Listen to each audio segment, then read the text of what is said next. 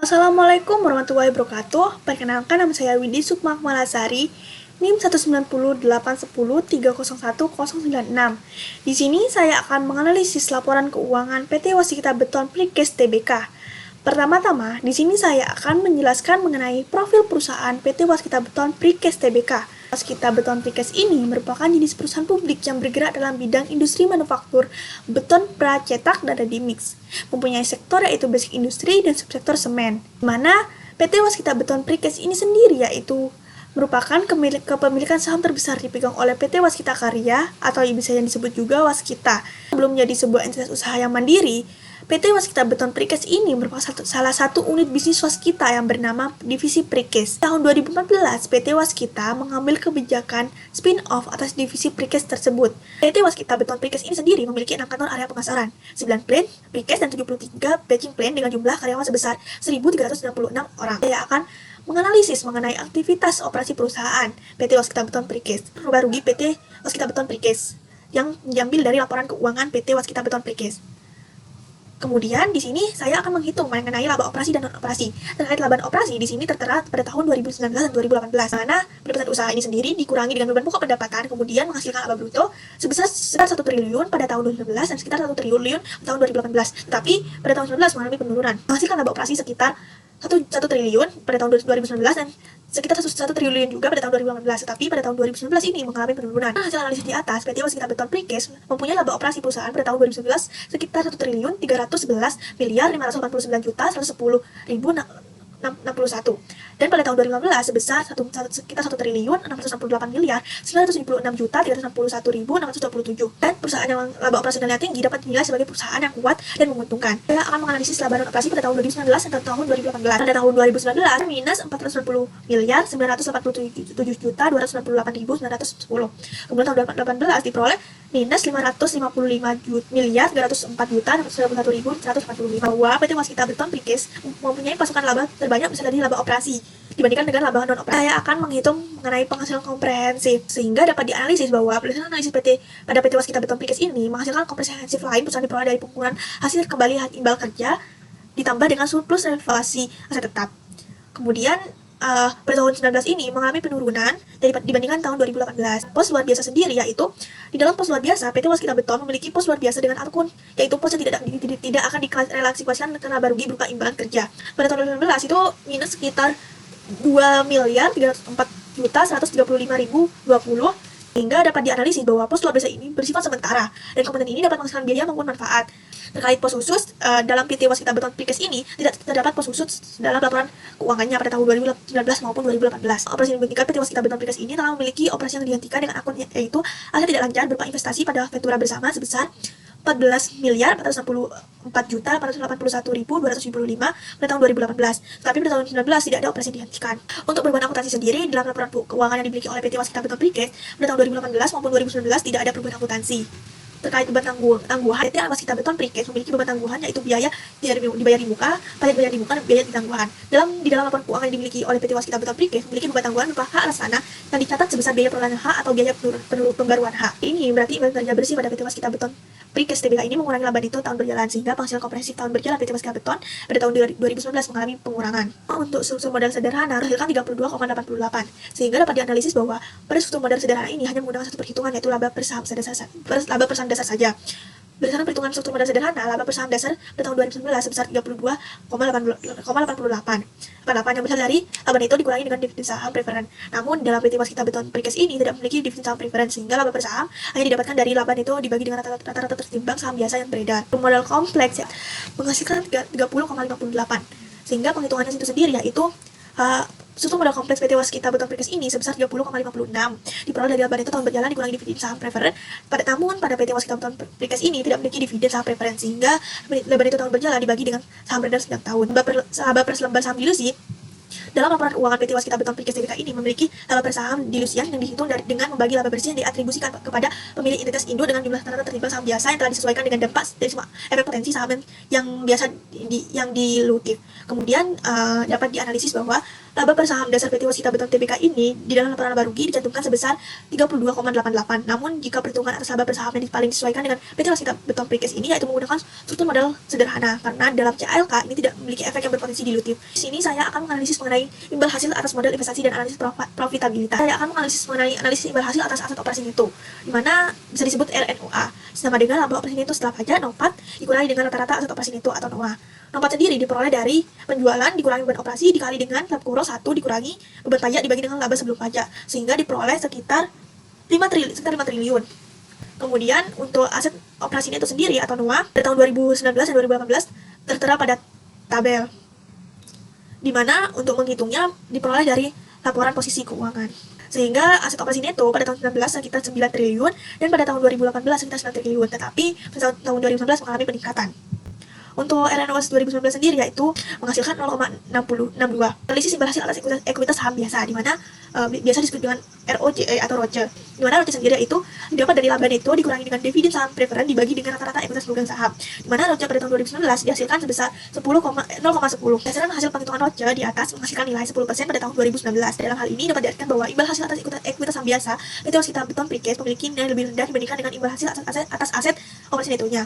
Analisis imbal hasil atas aset operasi neto yang dipengaruhi oleh leverage, di mana leverage sendiri ini mempunyai dua langkah. Yang pertama itu langkah 1 menghitung rata-rata A2 yaitu olive, di mana RNOA sama dengan NOPAT dibagi penjualan dikali dengan penjualan dibagi rata-rata OA dikali 1 ditambah olive, di mana ini berarti pada tahun 2019 hasilnya itu sekitar 0,44. Hal ini berarti jika dianalisis bahwa berdasarkan hasil perhitungan imbal hasil di atas aset operasi neto yang dipengaruhi oleh leverage PT Waskita Beton Precast ini sebesar 44%, di mana dalam hal ini disebabkan oleh adanya pengaruh dari olive yang bernilai negatif. Imbal hasil atas aset operasi neto yang dikaitkan dengan hubungan margin laba dan perputaran aset operasi neto, di mana di sini diperoleh dari imbal hasil atas aset operasi neto yang diperoleh dari margin laba operasi neto dikali dengan perputaran aset operasi neto.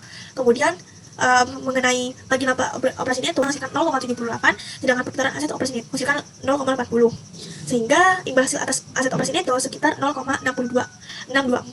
Dapat dianalisis bahwa dari hasil perhitungan dalam laporan PT Waskita Beton Precast ini dapat dilihat bahwa imbal hasil atas aset operasi neto sebesar 0,624.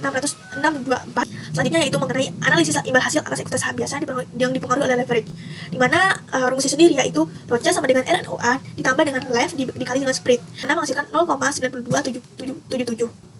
Sehingga dapat dianalisis bahwa dari perhitungan lev ini menghasilkan sebesar 0,17, menghasilkan nilai lev dapat menaikkan nilai ROCE sebesar 92,77%. Selanjutnya yaitu mengenai ROCE. Sehingga berdasarkan hasil perhitungan tersebut, di mana imbal hasil atas ekuitas saham biasa yang dipengaruhi oleh leverage yang dihasilkan yaitu bernilai 10%. Analisis imbal hasil atas modal yang diinvestasikan, di mana di sini menghitung ROIC, hasil atas modal diinvestasikan yaitu sebesar 0,15, di mana hal ini dapat dikatakan bahwa modal investasi pada perusahaan lebih kecil daripada laba perusahaan terkait arus kas perusahaan PT Waskita Beton Precast. Dalam melakukan analisis terkait arus kas perusahaan, yang pertama itu metode pelaporan arus kas sendiri, yaitu yang digunakan oleh PT Waskita Beton Precast adalah pengelompokan 3 kategori aktivitas, baik operasi, investasi, dan pendanaan. Sehingga PT Waskita Beton Precast ini menggunakan metode langsung, yaitu mengenai perhitungan analisis terkait arus kas PT Waskita Beton Precast, di mana di sini saya menghitung laporan arus kas konsolidasian analisis melalui common size, di mana rumus common size sendiri yaitu item-item dalam laporan arus kas dibagi dengan jumlah arus kas masuk. Untuk arus kas sendiri yaitu diperoleh dari NOPAT dikurangi dengan perubahan NOA. Arus kas bebas FCF sendiri yaitu NOPAT dikurangi dengan perubahan NOA sekitar 5 triliun. Sehingga dapat dianalisis bahwa arus kas bebas yang memiliki nilai positif mencerminkan bahwa terdapat jumlah kas yang tersedia untuk aktivitas bisnis setelah penyisihan untuk kebutuhan pendanaan dan investasi untuk mempertahankan kapasitas produktif. Selanjutnya yaitu mengenai rasio kecakupan arus kas. Rasio kecakupan arus kas PT Waskita Beton Precast ini diperoleh sebesar 6,96, yang artinya PT tersebut memiliki laba perusahaan yang mampu mencukupi kebutuhan uang tunai. Pada tahun rasio reinvestasi kas tahun 2016 diperoleh 0,06. Jika dianalisis bahwa rasio reinvestasi kas pada PT Waskita Beton Precast ini menunjukkan nilai sebesar 6% yang dianggap tidak mencerminkan kepuasan, dikarenakan pada umumnya nilai positif itu pada sekitaran 7% hingga 11%. Itu dalam melakukan pendanaan PT Waskita Beton Precast ini berasal dari arus kas aktivitas pendanaan dari penerimaan pinjaman jangka pendek sebesar 35,9463% atau sekitar 6 triliun investasi, di mana PT Waskita Beton Precast ini menggunakan dananya untuk aktivitas investasi dalam memperoleh aset tetap, di mana strategi investasi dan pengembangan korporasi ini meliputi penyusunan industri landscape mapping serta penyusunan strategi peningkatan aset turnover, di mana Investasi yang dilakukan perusahaan PT Waskita Beton Precast ini berupa investasi pada Ventura bersama. Kebijakan dividen sendiri pada tahun 2011, perusahaan membagikan dividen tunai untuk tahun yang berakhir pada tanggal 31 Desember 2018 kepada pemegang saham sebesar 50% dari laba bersih atau sebesar sekitar 551.607 juta. Pada tahun 2019, sebesar dividen tunai untuk tahun yang berakhir pada tanggal 31 Desember 2019 sebesar 30% dari laba bersih perusahaan. Menganalisis mengenai terkait likuiditas, struktur modal, dan solvabilitas perusahaan PT Waskita Beton Precast Tbk. Menghitung ukuran likuiditas sendiri, yang pertama itu menghitung rasio lancar pada tahun 2015 diperoleh sebesar 1,62. Ini telah mampu dalam melunasi liabilitas jangka pendeknya. Kedua itu mengenai rasio kas terhadap aset lancar. Tahun 2019 menghasilkan 0,048. Perhitungan rasio kas terhadap aset lancar semakin tinggi rasio, maka aset lancar semakin liquid. Untuk rasio kas terhadap liabilitas jangka pendek sendiri pada tahun 2019 sebesar 0,67. Ketersediaan kas dan secara kas tidak cukup untuk membayar liabilitas jangka pendek saat ini. Untuk kemudian perputaran piutang usaha yaitu pada tahun 2019 yaitu 10,33, di mana dapat dianalisis bahwa tingkat perputaran piutang PT Waskita Beton Precast ini dapat diartikan bahwa tingkat perputaran piutangnya dari 10,33 kali dari penjualan ini. Untuk ukuran solvabilitas sendiri yaitu diambil dari struktur modal, di mana sesuai dengan tabel itu menggunakan analisis common size, di mana item-item ekuitas dan liabilitas dibagi dengan jumlah liabilitas dan ekuitas, sehingga dianalisis bahwa berdasarkan hasil perhitungan menggunakan common size struktur modal dapat dilihat bahwa proporsi tertinggi didapat dari liabilitas jangka pendek sebesar 37,03%, sehingga pendataan perusahaan lebih besar dari liabilitas daripada berasal dari ekuitas. Terkait total utang terhadap total modal sendiri, itu total utang dibagi dengan total modal menghasilkan 0,50, sehingga dengan solvabilitas yang terlalu kecil menyatakan bahwa pihak manajemen tidak berani mengambil risiko. Terkait total utang terhadap modal ekuitas sendiri yaitu 0,98, sehingga dapat dikatakan bahwa pendanaan kredit PT Waskita Beton sama dengan 0,98 kali untuk setiap rupiah pendanaan ekuitas. Terkait utang jangka panjang terhadap modal ekuitas itu diperoleh 0,25, yang berarti untuk melakukan jangka panjang perusahaan. Hal ini berarti besaran utang hanya sekitar 25% dari total modal yang dimiliki. Terkait utang jangka pendek terhadap total utang itu diperoleh 0,75.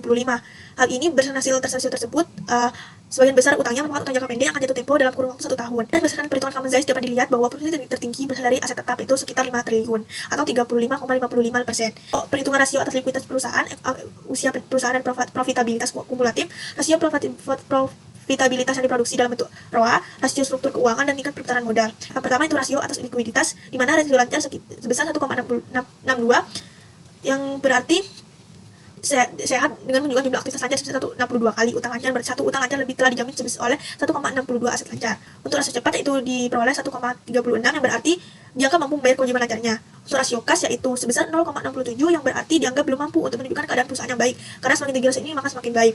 Untuk rasio perputaran kas sendiri diperoleh 8,44, yang berarti telah dimanfaatkan dengan baik dengan menghasilkan penjualan dan juga ditambah kas untuk usahanya. Untuk usia perusahaan dan profitabilitas kumulatifnya sendiri diperoleh sebesar 0,12. Hal ini berarti menunjukkan laba di tahun yang rendah mungkin menunjukkan tahun bisnis yang buruk atau pengurangan umur bagi perusahaan. Untuk rasio profitabilitas yang diproduksi dalam bentuk ROA sendiri yaitu tahun 2019 diperoleh 0,050. Untuk rasio struktur keuangan sendiri yaitu DER diperoleh 0,50. Hal ini berarti perhitungan DER perusahaan di bawah 1 yaitu sebesar 0,50, berarti menunjukkan bahwa utang atau kewajiban perusahaan lebih kecil daripada seluruh aset yang dimilikinya. Untuk DER-nya sendiri yaitu diperoleh 0,50, sehingga semakin tinggi risiko perusahaan untuk menyelesaikan utang jangka panjangnya karena semakin besar jumlah aset yang dibayangi dari hutang dan semakin kecil aset yang dibayangi dari modal, sehingga dapat ditunjukkan menggunakan DER ini PT Waskita Beton Precast pada tahun 2019 bernilai 0,50. Artinya 50% aset perusahaan dibayangi oleh utang baik jangka pendek maupun jangka panjang. Terkait tingkat perputaran modal diperoleh 0,48. Hal ini berarti bahwa penjualan bersih yang diperoleh adalah 0,48 kali dari modal kerja. Kemudian ini saya akan menyimpulkan hasil analisis, di mana berdasarkan hasil analisis terhadap laporan keuangan PT Waskita Beton Precast, laba bersih perusahaan lebih tinggi dari pada tahun 2018, yaitu sebesar sekitar 1 triliun, sedangkan pada tahun 2018 turun menjadi sekitar 806 miliar. Hal ini disebabkan karena penjualan perusahaan pada tahun 2019 mengalami penurunan yang pada mulanya sekitar 8 triliun menjadi 7 triliun.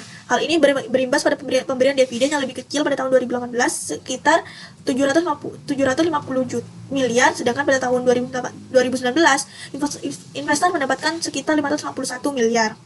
Di sini terkait saran sebagai calon investor. Di sini PT Waskita Beton Precast dalam pembelian aset operasi neto baik karena hasil perhitungan ROA-nya sekitar 62% sebagai rasio yang dipergunakan untuk mengatur kinerja operasi pada perusahaan. Jadi semakin tinggi rasio dapat dikatakan perusahaan lebih mampu mengolah aset operasinya untuk menghasilkan jumlah laba operasi bersih yang lebih besar lagi. Saran sebagai calon kreditor dengan melihat hasil perhitungan rasio lancar pada tahun 2019 sebesar 1,62. Artinya perusahaan PT Waskita Beton Precast ini mampu dalam melunasi kewajiban jangka pendeknya hanya dengan menggunakan seluruh asetnya karena hasil rasio lancar lebih dari 1, sehingga ketersediaan kas atau setara kas cukup untuk membayar kewajiban jangka pendeknya. Sehingga dalam hal ini untuk kreditor yang ingin meminjamkan dananya untuk PT Waskita Beton Precast tidak perlu khawatir karena debt to equity perusahaan di bawah angka 1 atau di bawah 100%. Baik, terima kasih. Wassalamualaikum warahmatullahi wabarakatuh.